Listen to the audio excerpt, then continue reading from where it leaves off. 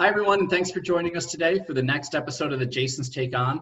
Today, we're really excited. We have a special guest with us, Kellie Lucas over in England, who is the author of The Customer Success Pioneer. So we're really excited to have Kellie here.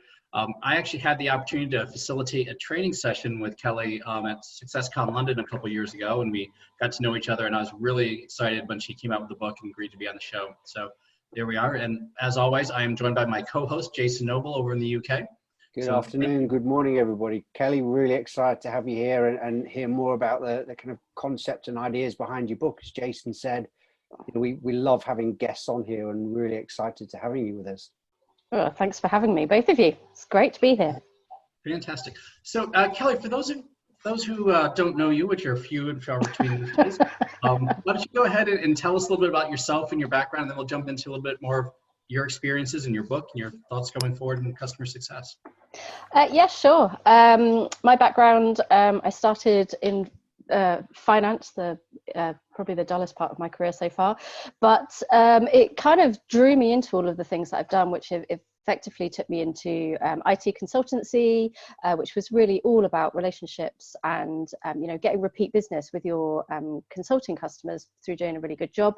And naturally, that kind of, when customer success started to become really much more prominent in the UK, that led me into customer success, about which I'm incredibly passionate. And I can remember when I finally realized and uncovered what customer success was, that I'd found my home. This was my professional place to be. And this is where, all of my experiences and opportunities had been leading to me to. So I'm, as a lot of people say, they're customer success, passionate, customer passionate. And for me, I think, we're in a really exciting profession because it's still so early days, whether you're in the US or the UK, we're still a really fledgling profession. So everybody who is in customer success or exploring customer success, we're all pioneers. And I think that's a really exciting place to be because we can shape it through all of the conversations we have.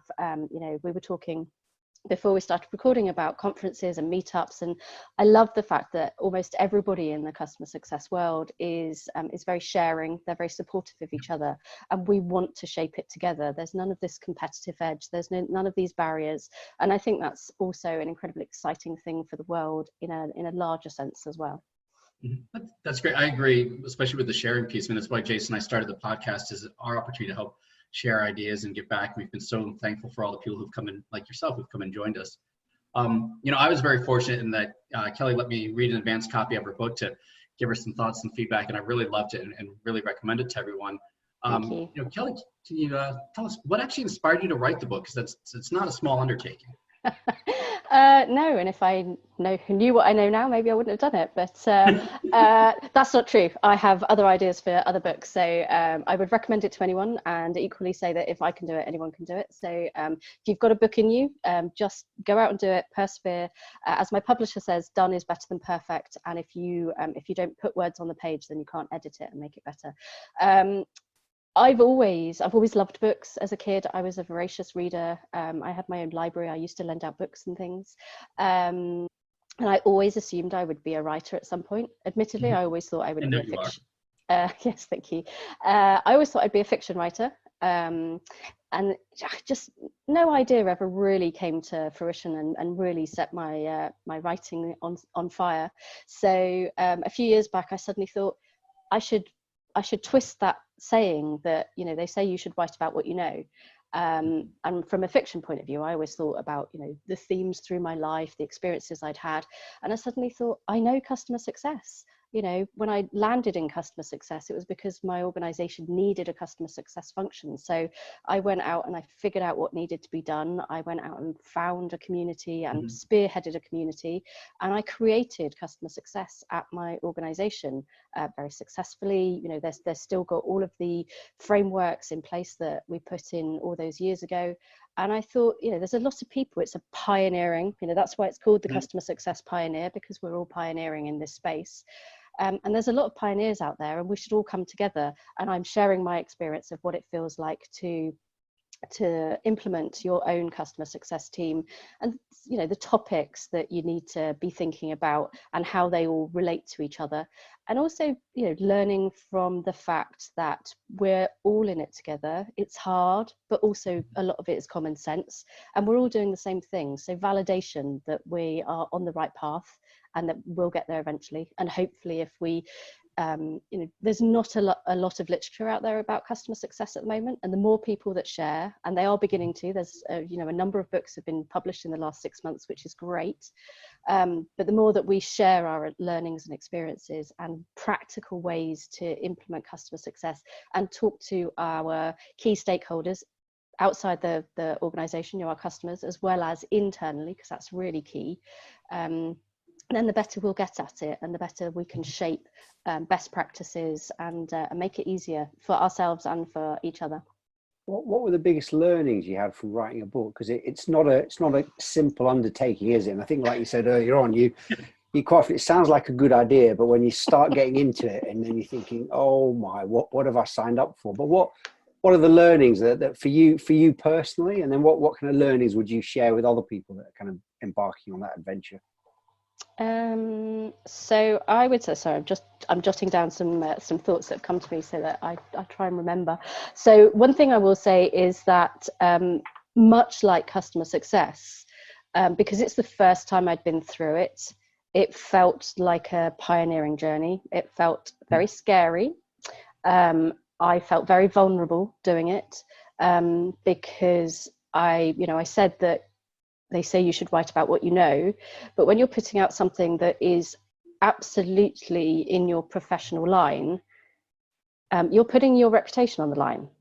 And it's all very well people saying that there's all of us in the community, we've all got our experience, we've all got our valid experiences to share with each other, but if you put it down on paper and everybody looks at it and goes, well, this is rubbish, I felt like a lot of the time like I might be shooting myself in the foot.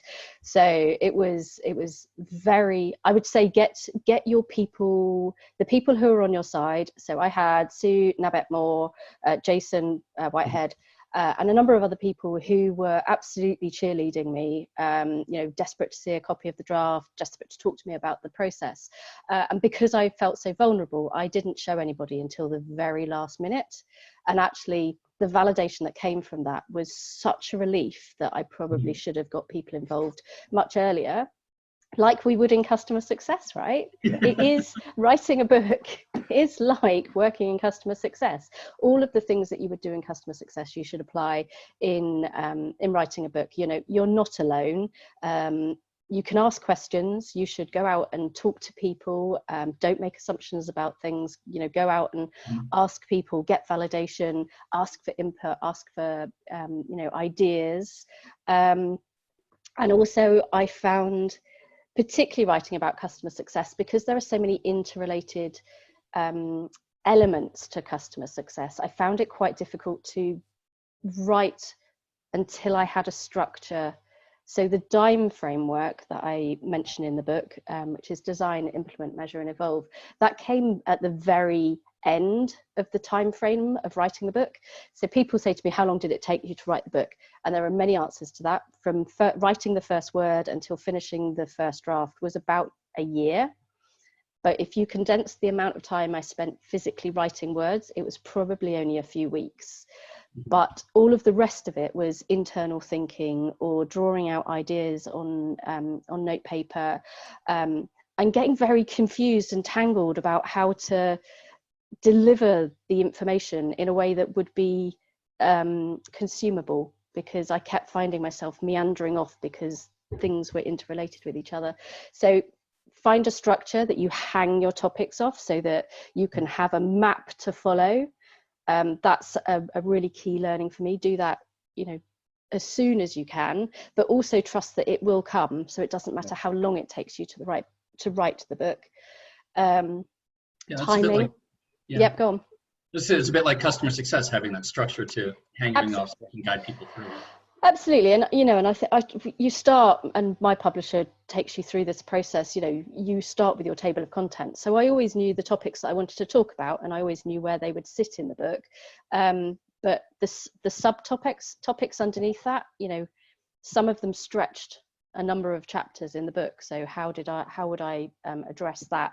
That's the piece that took a lot of doing, and a real, kind of having a map of where you're going. Yeah, like you say, having a customer journey, having a roadmap for your product. It's all the business ideas really do translate into writing a book. And the biggest piece to get over is your vulnerability and fear. Of whether it's going to be good enough, particularly if you've got perfectionism tendencies.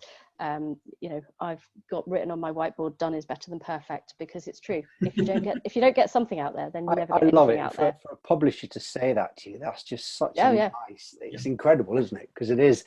I'm a perfectionist. I think everyone that knows me will say the same thing. It is very difficult to get that balance. Yeah. I love the title of your book as well. And I think the word pioneer you've got in there, that it almost implies that it's someone that's going to help guide you and direct you, and there is going to be a map. So having that structure, even if you do wander it a bit, I think that comes with the title, gives you that guidance that there's something here to follow, which is really, really cool. Thank you. And that was, that was my ultimate intention. I remember the first time I dared to breathe word that I was thinking of writing a customer success book to a very close friend of mine, actually, and I was still frightened of telling him. And I said, it's about the 12 months of, your first year of setting up a customer success team. And he was like, "Oh my God, it's great." So it's like, the Dummy's Guide to Customer Success. And then what a brilliant, practical application, because there are some theory, books out there. Obviously the Gainsight book is known very, very well. But what I wanted was much more of as you say, a guide, something practical. I don't give any answers, because we're all finding our way, and we've all got different organizations and different customers, but at least having the topics and some of the activities that you might be able to follow in order to find your way, that's what I wanted to get out there. And that seems to be the feedback that I'm getting, that I have kind of hit that mark, which is a huge relief. How have you found, when you said that vulnerability about doing the book to start with, now that you've published it, what's it like getting feedback on the book? And is that, again, you kind of put yourself out there, and when people come back to you, good, bad, or very good, how do you react to their feedback? It is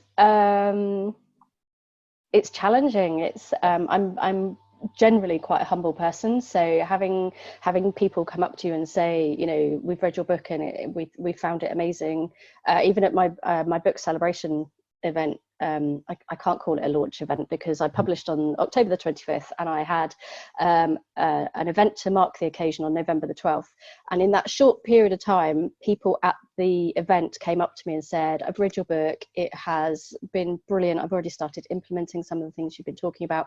I've bought copies for all of my C-suite so that they can see what customer success is about and understand, what we're trying to achieve."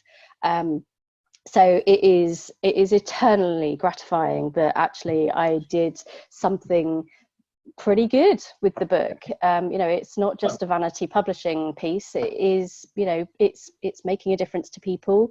And the really lovely thing, actually, at CSM London a couple of weeks ago, I met Marcel properly for the first time at Pulse Europe in November.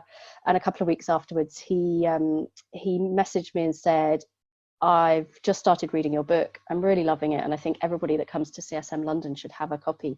So, can we buy everyone, 150 delegates a copy of the book to give in their swag bag?" And for me to have somebody who has been leading customer success meetups for 3 years to instantly want to give a copy of my book to everyone that's going to an event that they're organising, that's peer recognition, peer validation. It's just amazing. And of course the vulnerability is still there. I'm still gonna if anybody mentions anything negative, I'm still gonna say that's the biggest piece of feedback I've had. But honestly, right now, I guess I'm really lucky, or I'm just not coming into contact with the people that aren't understanding it or getting it. All the feedback has been 100% positive, and I'm just so grateful for the community for loving it. Yeah, and you are very humble, and probably haven't told too many people yet too that you've been nominated for an award for the book as well too. So let's give yourself a crack here. It's amazing in such a short time. Do you know, I was actually going to mention it. I had it in my head, but of course I'd forgotten it because it's not important. Yeah. So I've been, I'm a finalist for the Business Book Awards for 2020. So I find out next month, and it is in the specialist business book category. Oh, that's incredible to say. It's only been out, less than 3-4 months. Absolutely amazing. And your first book, that's great. Yeah. I totally wasn't expecting it. So one of the things I like about your book too is how you do focus on the first 12 months, because I think that's an area where many customers, or other people in the field, when I talk to them, like, I'm not really sure where to get started. I don't know what to do and where do I go and things like that. What inspired you for that area, and what are sort of the biggest pieces of advice you give for someone who's just starting a CS practice? I think the inspiration came from the fact that I did it. So I knew the challenges that I had and the pieces, the gaps that I found. So when I first came into contact with customer success, I'd never heard of it before. There wasn't the community in existence, particularly in the UK, that there is now. So I had to go out and find out. We did get put in touch with some, CSMs in Salesforce, for example, because they were one of the only companies doing it, really. And it just felt like I had to work very hard to put the pieces together and to try and figure out whether the ideas I was coming up with were valid or not. And luckily, Michael Blaisdell of CSA, Customer Success Association, he did his first UK SuccessCon very shortly after I discovered customer success, and I went along to that conference, and it was just life affirming, hearing that everybody else in the room was going through the same challenges and that we were applying a lot of the same concepts and activities. And the greatest value I got from that day was the networking, meeting new people, and forming the fledgling European community. Really, that's kind of where it started, and we started to create independent meetups and things. So for me, the inspiration was that I'd been through it. I felt that hopefully that would resonate with people. As Dan Steinman said in my endorsement, he's pleased that somebody like me has written the book, because it has come from somebody who has been in the trenches, rolled up their sleeves, got their hands dirty, and has come out with the learnings and the scars and the successes and the joy and the passion. So that's why I did it. And advice for people who are in the same position I was all those years ago, would be it's the DIME framework for me, and the fact that you can use that on a micro and a macro level. So try and prioritize and focus on the pieces that are most important for you right now. Don't try and do everything all in one go, because if you do that, it will become a tangled mess. But identify the things that are highest priority for you. Go through the design, implement, measure, evolve cycle. Get it bedded in, and then move on to the next piece. The other couple of things that are really important are, make sure you work out at least some of your process as soon as possible, because without process, you can't identify who can help you with which pieces of the puzzle. Because my final piece of advice is that as a customer success professional, particularly if you're the first person in the organization who has been given that title, everyone will assume that you are solely responsible for the customer, and they will try and throw everything in your direction. And that is not the way to instill a culture of customer focus. Every person in the organization has their role to play. You are the coordinator and the facilitator of the customer success program. But if you have an idea of what your framework and process is, you can then tell the account managers where they play their part, where marketing plays their part, where customer support plays their part, where product plays their part, and also the value that you can bring to them in each of their roles as well. So those are the things that I would think about.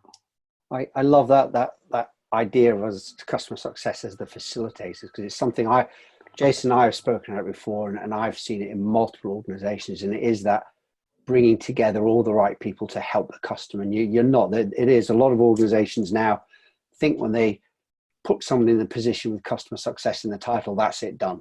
Just put it over one corner. And it's there's a huge piece around, it doesn't work like that. You've got to have the culture. It's got to have that organizational way of working. It's got to have that kind of C-level sponsorship, but also for your customers to understand it. And I think there are so many challenges, and I love the way you've spoken about it, because we've all been there. We all are still there. Yes. No one's figured out this yet. This is one journey, one map, but a phenomenal one to take people. Some of the things that Jason and I have spoke about in some recent podcasts that we've done are kind of some of the challenges that we see coming into 2020. You know, everyone thinks about 2020 as this big bold vision. It's 2020. What do you see as some of the big challenges for the whole customer success industry profession in this year and going forward? Some of the biggest challenges. I think the biggest one is this understanding that it is a culture and not just a team. I was actually, you reminded me, I was talking to somebody earlier today, and it kind of sums up what you were saying there. Is, we were talking about customer success, and she said, in the whole of our organization, we've got one person who is responsible for our customers. I'm like, okay, I have a huge issue with everything that you've just said there, because that's the whole problem. There's one person, and you have said they are wholly responsible for the customer. And what does everyone else in the organization do? I know, and so what? None of you talk to customers. None of you think about customers. None of you understand that if your customers aren't successful, then sooner or later you're going to be out of a job. So what is wrong with it? So that's the biggest challenge, is that I know that those of us who are passionate about customer success just inherently get that if you motivate people and you fulfill people and you make people successful, that inherently grows your own success. It will just shine back on you through advocacy and referrals and joy and happiness and positive support. I get that if you inherently understand it, it feels like a no-brainer. But I also think VCs get it, and they're all about money. And they won't invest in organizations, startups, unless they're committed and are absolutely investing in customer success. And yet there are so many C-suite executives who don't understand the customer success imperative. There are people who are implementing it because they've been told they have to, but don't, they put that one person, they're responsible for customer success. So we've ticked that box. We don't need to worry about it anymore. It's going to be fine. There are people who, just don't think it's worth it. So don't even go that far. And just, even if they have invested in it, unless they can really they still ultimately believe in the legacy way of doing business, that if you throw money at sales, that's going to make you profitable, and if you try and divert that money elsewhere, it's going to be a really big problem. So I think we need to do a better job of demonstrating value in a way that the people who aren't like us can really understand, and it resonates with them. And that's the key challenge. We've started talking more about metrics. We talk about comparing the cost of acquiring a customer versus the cost of retaining a customer, because it is understood that if you're doing it well, cost of retaining a customer is much lower, and you've got all of the wider impacts of the fact that your customer portfolio, if you're delighting your customers, they become your virtual sales team. You don't have to pay them to do the advocacy and the referrals and selling you to their peer network whenever they're networking. That's the beauty of customer success and the low cost of customer success. And we just need to find a way of really articulating that and telling the story to the types of management who don't inherently understand the beauty of customer success. So that's the biggest challenge that I see. But I'm also really excited about that. I think if we can crack that, I think the future of the business world could be very exciting and very beautiful. I love the way, I think you're probably the first person I've heard say the beauty of customer success. but it's a brilliant terminology. It's a brilliant way to think about it, because it is. I think when we get it right, when it's done right, the impact on everybody is phenomenal. And I loved earlier on when you talking about it. It isn't. You kind of, your approach to customer success also applies to your approach to writing the book. I think a lot of the principles apply to a lot of other things, not just customer success, which is such a nice place to be. Yeah, and I think that's also why I ended up. I don't know why it didn't come to me sooner, but that DIME framework. It's like project management. Yep. Jason, you and I have talked about this, a about customer success, I look at it as, program management, project management, because you are, everything that you do in life, you are designing in some way, whether you're thinking about it informally, you are designing and researching what you're going to do. You then take action, so you implement it, and then you have to figure out whether it worked and whether you're getting the desired results. So that's measuring it. And then you want to go on to the next step. You want to stretch yourself, you want to develop, and that's the evolve step. So it makes sense that, we take into account and remind ourselves that we need to be deliberate about it and proactive about it, and make sure that we've put the right objectives in place and we're achieving those right objectives. Right. Yeah. So Rita, one of the things that we try to focus on our podcast too is sort of what bold actions do you think people or companies should take here? So we always like, you've already put yourself out there, which I think is fantastic with this book, and you're getting great feedback. So two questions to that. I guess the first one is, in 2020, what bold action would you like to see companies take as it relates to customer success in their organizations? Companies, bold action, I would like them to take the leap of faith. I would like them to understand that, the business world, we've really, I'm trying to figure out ways to storytell this and to articulate this. So bear with me, because it might sound a bit crazy today. But, I think the world at large we've moved in the direction of extreme capitalism, and it is unhealthy. It's creating all this anger and hatred and divisiveness, and selfishness.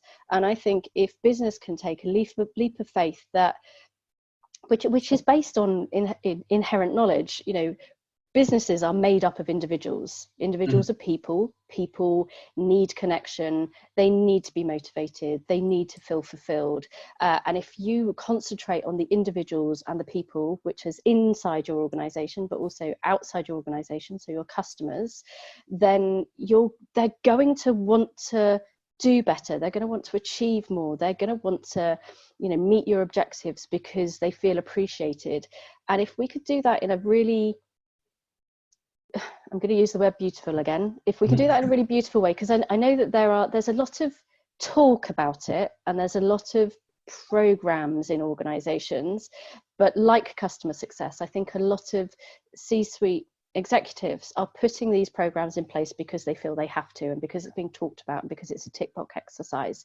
Yep. If people really did it in a very natural way and a very open, transparent, and invested way, committed to real motivation and fulfillment and people, the support and development of people, I think we would do much better business generally. And I think my bold vision is, if we can drive the business world or encourage the business world in that way, we can stop people being so selfish, and people will become more selfless, and the world will be a much better place. We can start tackling some of the social change issues that we have as well, just by virtue of the fact that people are in a much better mind space and more open and selfless. Because at the moment we're all kind of, that mental health issues are, we've got an epidemic of mental health issues because people feel so stressed and anxious and overworked and underappreciated. And if we really worked on that in a really open way and in a really deliberate way, I think we could, as a business, rather than business being the root of all evil, I think the business can be the start of something really amazing in the world. That's great. Wow. So then following on to that, because I think that's a really, inspirational answer, and I like it because I hear very few people talk so passionately about business these days. It's really refreshing. Bring that down to the individual level. What bold action would you like to see individual CSMs making when they're working with their customers? What should they be doing differently to help customers achieve something more than they can achieve on their own right now? Be more open to asking questions. I think, again, because we are in many people, I think there are organizations who are doing it well, but I think many people don't feel supported, and they feel that they have targets to reach, and they have too many customers in their portfolio, and all of the responsibility lays on their shoulders, and they've been told to make sure their customers are happy and that their customers will renew and grow, and rather than having valuable conversations with their customers where they're really getting to the root of challenges. Mm-hmm. You know, they're still being reactive. You know, customer success ought to be proactive. We ought to be working in partnership. We should be, you know, consultative. We should be trusted advisors. And that, you know, if you've set that up from the beginning, so I guess that's the first bold step, is make sure you set it up right from the beginning. And if you haven't, then go in and do it now. Go into your customers and frame your relationship. It is a partnership. You are not their servant. You are not their whipping dog. You are there to work together, to understand what your customers' outcomes are, what that will look like and how it will be measured, and whose responsibility it is to get that data. Some of it will be their responsibility, some of it will be your responsibility. And if you put that relationship on the right foot to begin with, or reframe it now, then that gives you the ability to really ask questions and really dig into what the root of something might be. Because quite often I got asked the other day, you know, what would you do if a customer came up to you and said, I need this button to be blue, it doesn't work for me because it's green. Like, well, clearly that's not the issue they're having. There must be something underneath that. So, and a lot of CSMs, I think in this day, you know, at this stage of the maturity of the profession, are, oh my God, I need to go back to product and tell them the color needs to change because I just have to take whatever the customer is giving me and I have to go and panic about it. So be very deliberate about your conversations with your customer. Make sure that you ask the difficult questions. And if they are being challenging with you, you know, take them back to that framing you've done. You know, I'm not your, you know, I'm not here as your slave or your whipping dog. I'm here as an equal, and we need to have a balanced relationship. We said this is what we were going to achieve. If that's not working in some way, then let's replan. Let's figure out how we can move forward and make the best of it. So be bold with your customers. Make sure they know it's a partnership, and you know, and not a one-way street. It is that approach is often very difficult to get right, isn't it? Because people do still thinking that old kind of mentality that you're my customer, anything you want I do. Yes. And I'm a firm believer that the customer's always right, but you help guide them on what right is and what the right is. And it is it is about partnerships, and it really is. And that's, even the term partnership is something that I'm really encouraged that we're seeing it be used more and more in what traditionally was supplier relationships. It's now about partnerships. Absolutely, it has to be about a partnership, because you know we're all into it. Goes back to that statement I made earlier. You know, we're all individuals, we're all people. You know, you might think you're working business to business, but actually there's one individual talking to another individual, and if you get on together, you know, if you create that rapport and that relationship and that ability, it doesn't mean you have to be best friends, but creating a rapport means that you can talk to each other, you can be open with each other, and you can really understand what's happening in the background for both of you, and make sure that you get the most success for each business. I love that. I mean, this has been such a great conversation, because it's about human relationships. It's about trust. Yes. All of these things that apply not just in business, but in relationships for everybody anywhere. Absolutely. And that is why I'm so sure that if we can make customer success stick in business and be, you know, we talk about the fact that it's a business imperative, but I really believe it is a business imperative, because if we can make it stick, I think it will help every company achieve its full potential, but it will also help individuals achieve their full potential and the world achieve its full potential. And I'm really excited about that, if I could just figure out how to make it work. Yeah, exactly. No, that's so true. It's the, you know, the hallmark of customer success too, is that shared opportunity to create success for everyone, and there's more than enough success to go around for the world, which is absolutely great. Yes, exactly that, Jason. Wow. Well, Kellie, thank you so much for being here. We really appreciate your insights and really excited about the book. Before we go, and obviously we'll put links to your site and the book in the description when we post this podcast out as well too, but please give us a shameless plug for where people can find your book and the title and anything else you want to add. The book is called The Customer Success Pioneer. It is in all good online bookshops, so Amazon, Waterstones, and I'm really thrilled by the feedback I've had from it. So I really hope that everyone enjoys it and gets some value from it. Great, fantastic. Awesome. Thank you so much. We're really excited and look forward to hearing more in the future. So please come back again too. Thanks so much, Kelly. Really, really phenomenal conversation this. Thank you. I've had an absolute blast and I'd love to come back. So great to see you both.